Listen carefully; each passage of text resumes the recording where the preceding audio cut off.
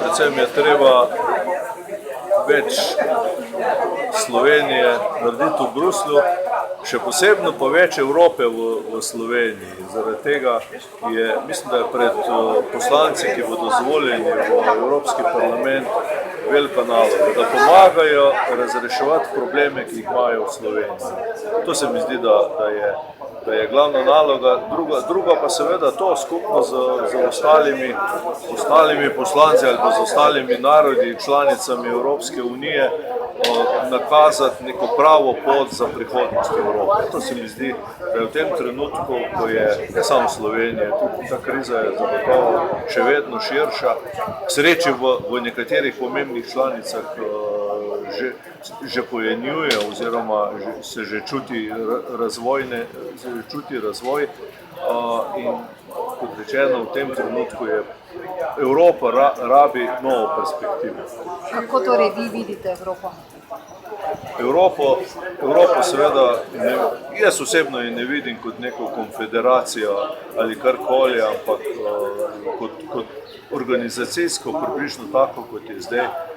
Zagotovo morajo imeti posamezni narodi v Evropi svojo veljavo še naprej, ker v nasprotnem primeru se Sloveniji slabo piše, slovenskemu jeziku se slabo piše, slovenski kulturi se slabo piše. Tako da Evropa naj ostane kot sestavina narodov, ki živimo v tej združeni Evropi.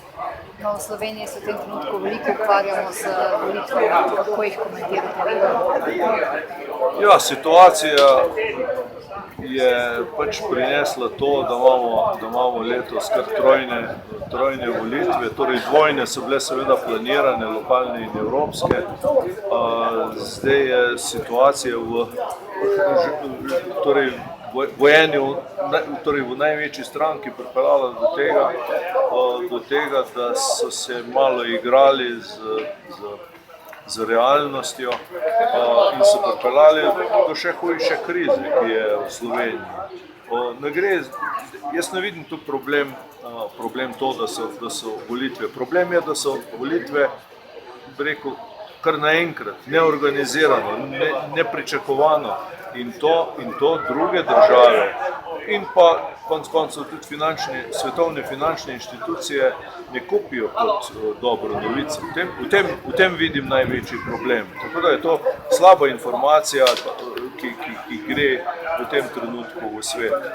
Vsake volitve morajo biti, po mojem prepričanju, vnaprej planirane, načrtovan datum volitev ali pa obdobje vsaj volitev, tako da je ta prehod iz enega mandata v drug mandat, tako rekoč, ne bom rekel, ne boleč. Predvsem mora biti neopazno. To je normalno, da so volitve, vendar ne kar od danes na jutri.